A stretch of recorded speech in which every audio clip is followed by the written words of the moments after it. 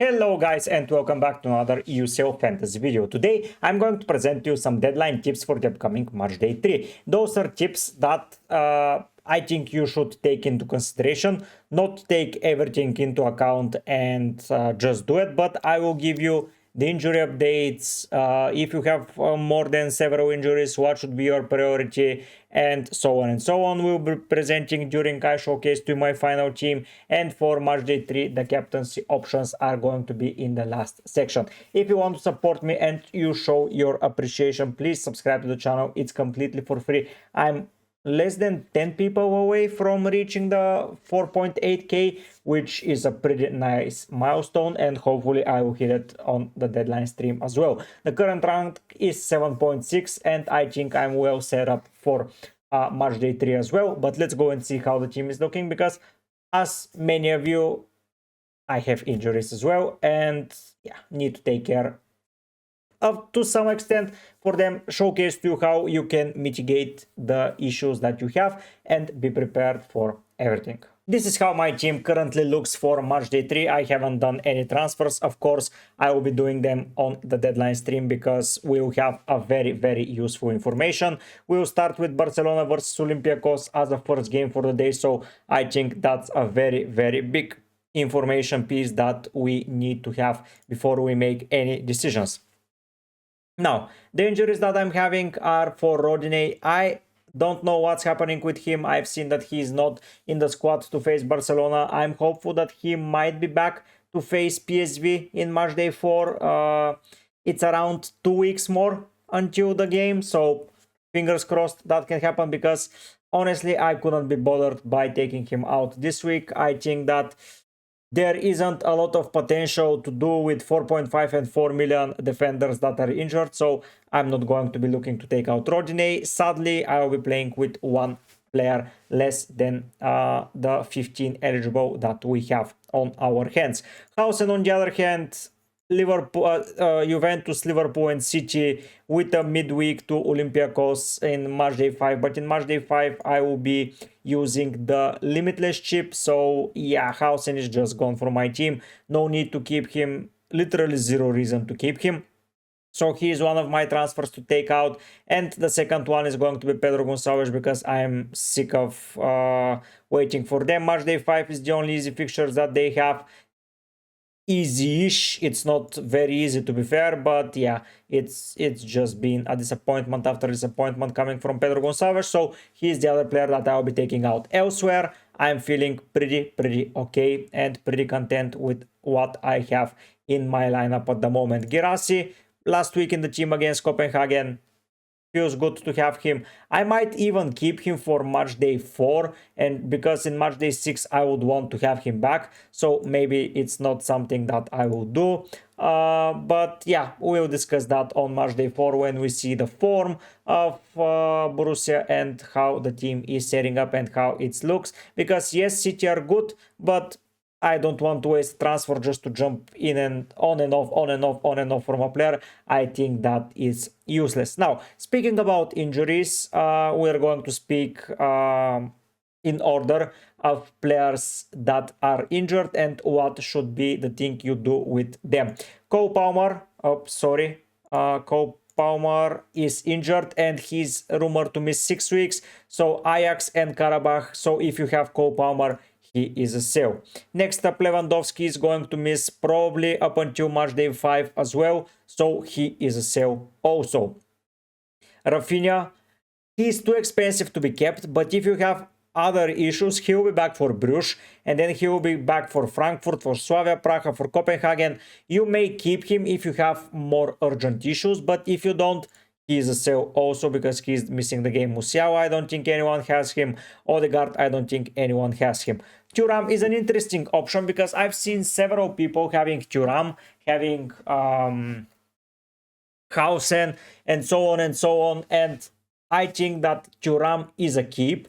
He will be playing, probably will be rested against Union, but will be utilized against Kairat because he is pushing for that Napoli game. The manager mentioned that he is out for that game, but I really doubt it, and there are still 14-15 days between the next game, so I would be a little bit hesitant to sell Thuram. Of course, if you don't have any other issues, Thuram is a sell. But if you have other issues, I think that you can resort Thuram on the bench and just keep him there. Moving down the list, Neco Williams is no longer injured, so that's something interesting to take a look at. But the games are pretty hard around that Matchday 3 fixture. Looking at the PSG squad, Dembele also is included into the squad. I miss Dembele. He is here. Yes, sorry. Dembele is back, but I think that he will be eased into the team. So yeah, for now, I don't think I'll be opting for him as one of my players. Looking then to speak about other players going down the list. Joao Pedro is suspended, but once again, if you have any other issues, don't sell him. Karabakh away is an okay fixture to keep. If you limitless in 5, Barcelona is gone, and then you have Atalanta, Pafos, Napoli. Easy fixture run for him. Wissa is injured, Havertz is injured, but I don't think anyone has them. Going down the list, going down and down. Ferran Torres is doubtful, but I think he's out, so don't pick him as a replacement. Rodri is out, but I don't know if anyone has him. Now, McTominay has trained with the squad from Napoli, so he is probably going to be in the group, but I don't know how many minutes he will play. And to be fair, I think that it's a risk to take McTominay in at this moment. There are other okay 7 million midfielders that you can take a look at. Schick is out, Olmo is out, Suwanke is rumored to soon be back, but for now we will treat him as out. Tonali is doubtful, but I don't know if anyone is getting Tonali. Fabian Ruiz confirmed out. Enzo Fernandez is doubtful, so be careful with him. We are waiting for information from the manager. Elsewhere, someone important, taking a look. Gavi is out, but I think you already know that. Looking. I haven't seen Gnabry. I know that Gnabry is also doubtful. If you're owning Gnabry, please sell him. He has a nice Matchday 3 fixture, but after that is PSG. Yes, okay, after that is Sporting. But yeah, not amazingly set up transfers if you ask me. So he is a sell if you currently own him. Going down the list, if we take a look at Højlund, a very popular option this week, I would be selling if I was... No, not selling, but not getting. If you have other issues, Højlund at 6 million is not going to be resolving a lot of them, so I would be quite hesitant to sell. And the other player that makes a lot of headlines is Alisson. Mamardashvili is going to be playing, but are you really getting a Liverpool player? Because they're playing shit, and yeah, I don't think they're that exciting to get at the moment. Joao Neves is injured. Theo, I'm looking at you. Theo is one of my hardcore viewers, and yeah, I would be selling if I were you. Trent is doubtful, but he will be pushing for back against Liverpool. But do you really want him against Liverpool? If you have him, you have to sell him. Elsewhere, what we're looking, Graf is doubtful, but I think he'll be playing.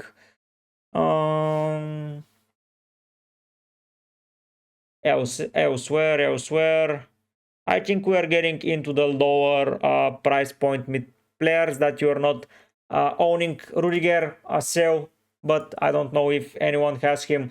Alphonso Davies the same. Marquinhos is back in the group, but I would be hesitant if you are looking to pick him. But that means that the Barney is now a rotation risk. What the hell, 15 points? Come on, that's amazing score.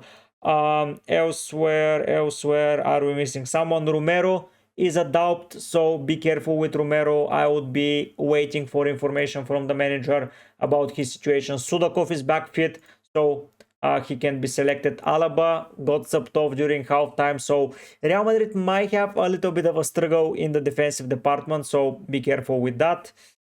Elsewhere, Ceballos, I don't know if someone cares, but yeah, Hausen, Alaba, a lot of injuries. Militao, I think, is injured, or Rudiger, one of the two. I think Rudiger was injured, so a lot of injuries. Bremer is injured as well from Juve's perspective, so we have issues on our hand, but there are a lot of possibilities for you to maneuver around your squad. My transfers haven't changed from yesterday. For me, it's Eumas, and for me, it's Baude. I've seen a lot of people saying to me that Baude is not the best pick, but if we take a look at Barcelona's defense, let's go and check Barcelona's defense. I want to check it. So we have Kunde and Pau Cubarsí that are hella expensive, so no thank you. And then we have Eric Garcia, not excited about him. Araujo, not excited about him. Christensen, no thank you. And Gerard Martin, who isn't going to be playing when Baude is here. So if I want to get a Barcelona player, it's Baude. I've seen several people with Juan Garcia in goal. If you have other issues, don't make a keeper transfer. It's no use, especially a 4.5 keeper. I don't think it's worth doing so because you're just going to be wasting a little bit of your time and of your money. Of course, yesterday I prepared a list for players that you might want to get, but yeah. So yeah, Eumas is in for me. A player that I would recommend strongly is Kenan Yildiz. Sadly, I cannot afford him. However, I take a look at, they have a pretty strong run, and I would probably be looking to get in Matchday 4, because in Matchday 6 I can keep against Pafos. I think it's a brilliant transfer for my players, but for now we are very far away from Matchday 4. Even though if you're on a wild card or something of a sort, Yildiz this week makes sense as well. I know that he has been not in the most amazing of forms, and Juve has just lost in the league, so it's not looking that amazingly well, but I think Yildiz is a very good player and he should be a top priority for a lot of you guys. But yeah, this is the team. Looking at dates, apart from Rodinei, who is missing the game, I have 5, 6, 7, 8 players playing on the first day, and we have 6 on the second, but the heavy hitters are on the second. So yeah, the thing is that it's tough to see what will happen with my team, and I have several things to consider. So I will have 8 players playing. That would mean that I can include 3 of them on the second day. If one of the defenders blank, that's 4. Keeper is 5, but one of the players will probably miss out on the inclusion if everyone returns from my team, which it's very difficult to say that will happen, but yeah, probably Eumas might miss the game as a whole, and my transfer would be only a funding to Baude, because if we get Raya points, Karneski is missing out, I don't care. Then we have Baude, Hakimi, Burn and Dumfries. I need to play with 3 defenders, so that means that maximum one of the defenders can be taken out, and whoever is with the fewest points will be taken out. That means that from Yamal, Girassi and Çalhanoğlu, if 3 of them do not blank and they return strong scores 7 or above, probably Eumas is going to be just absent from the team, because yeah, I cannot take him, because but if everyone returns, it has to Can Uzun has to miss out the game as well, and it will be Kane, Ulize, Mbappe only on the second day. But that's, I think it's a good problem to have.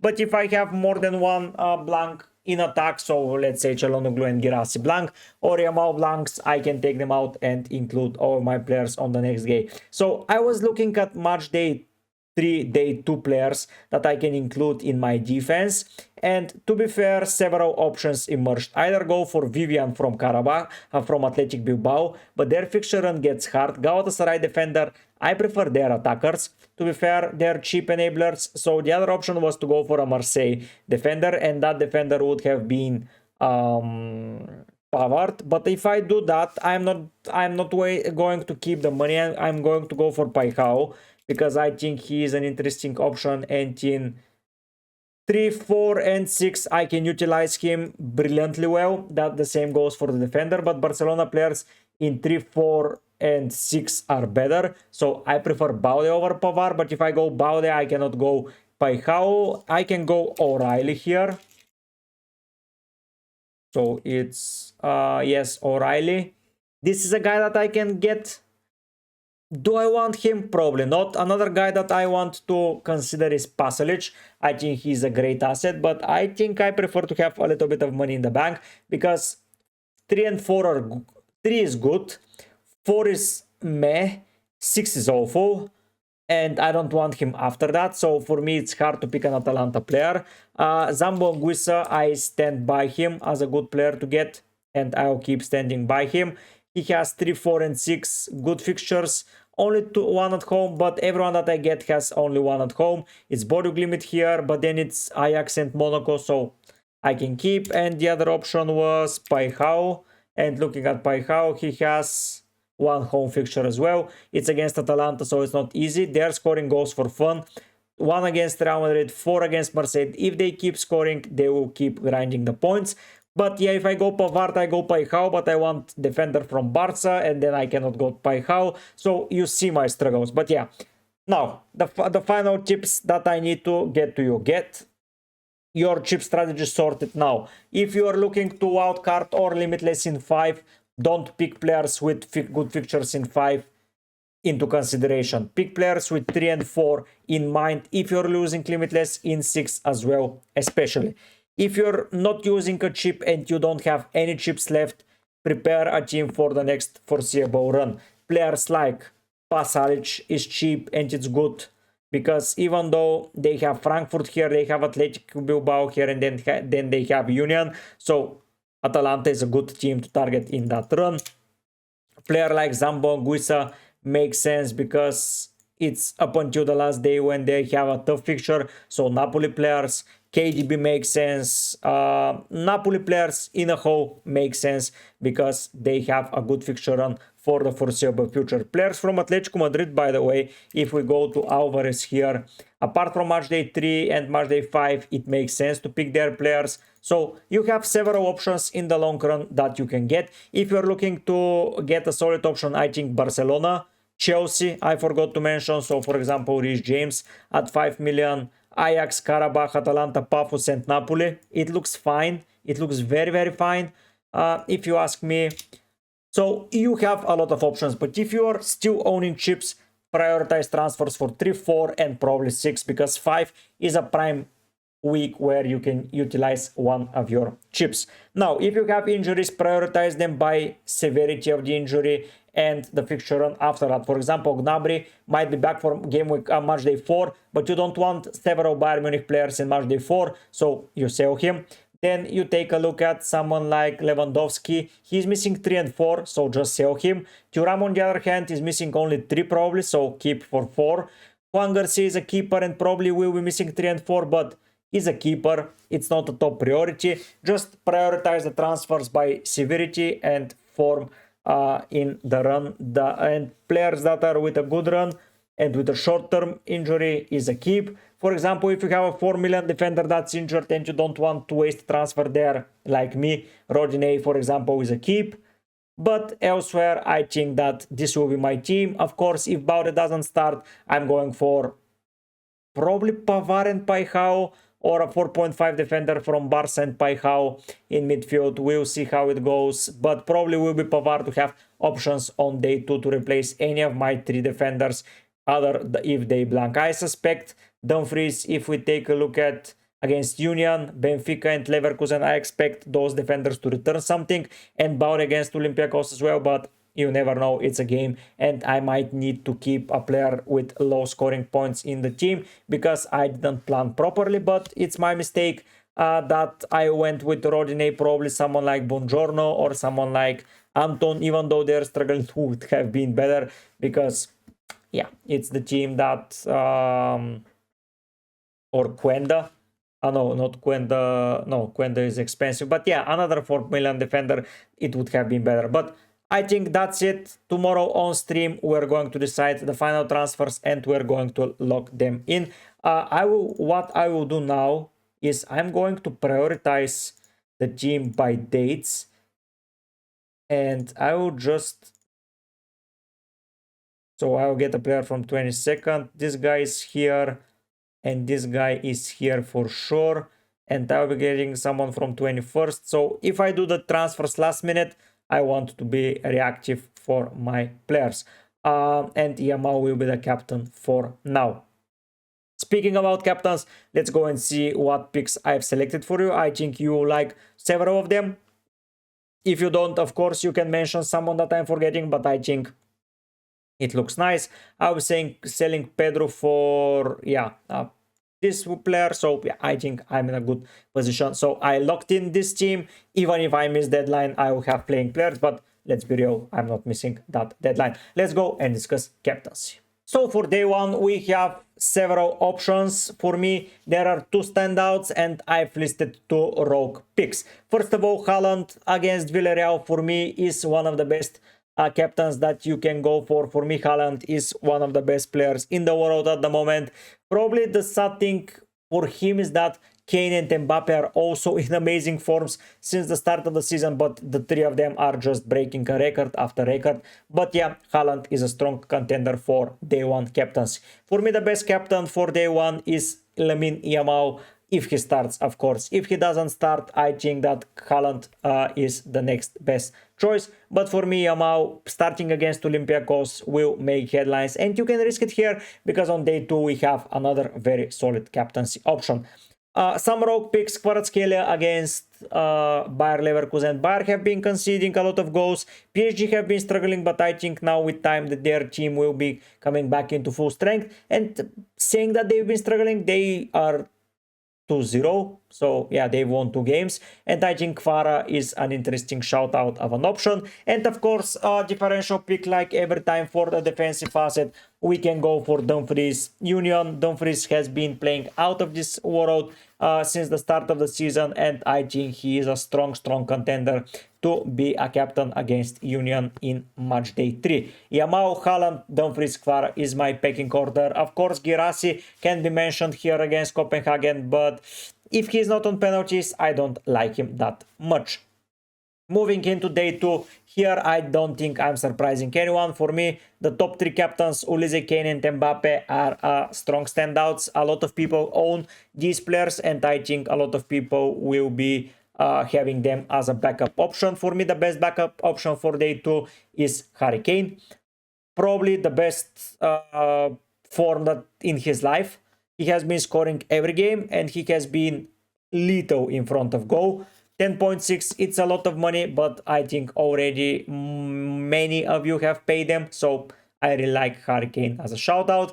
Mbappe against Juventus. Juve have been struggling defensively. Mbappe has been in an outstanding form. He takes penalties. Real Madrid are heavily favored in UCL. They play at Santiago Bernabeu. I think Mbappe is a no-brainer. Ulise, last time around he outscored Harry Kane, so I want to list him as a shout out option. And once again, a differential option here is going to be a player that I list. It's Pedro Neto against Ajax. Joao Pedro is suspended, Palmer is out. We don't know Enzo if he's going to be playing or not. I think Pedro Neto makes the list here as the most exciting Chelsea pick. Ajax have been awful, so I think picking a Chelsea player here makes sense. You can go for Reece James, who has been taking some set pieces here and there, and if all penalty takers are missing, I think Reece James might be on penalties also. This is going to be the end for now, guys. If you enjoy the content, don't forget to subscribe. We're so close to 4.8k, and let's push to reach that 5k milestone as soon as possible. I don't know when this will happen, but fingers crossed it will be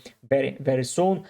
At least until the end of the year we have 2 months, so 100 people per month, and we will be there, but let's push as far as we can. As mentioned, this is going to be it for now. I think that's a very strong team and a very strong captaincy options. My favorite, Yamal, Haaland, Kane, Mbappe, Ulise, those 5 options. You should own at least one of them in each day, so you are safely going to maneuver around the captaincy shoutouts. If you're someone that wants to risk it, Dumfries in day 1 can be an interesting option to risk on. Tomorrow for me, today for you, a deadline stream will be present, so don't miss it. I will be posting when I'm live in Discord. If you want to join the Discord league, it's down in the description as well. So yeah, follow all my links, follow me on all socials because I'm posting updates daily there, and I salute to you, and yeah, have a nice day, and we'll be seeing each other on the deadline stream. But for now, guys, I'll be heading out. Bye.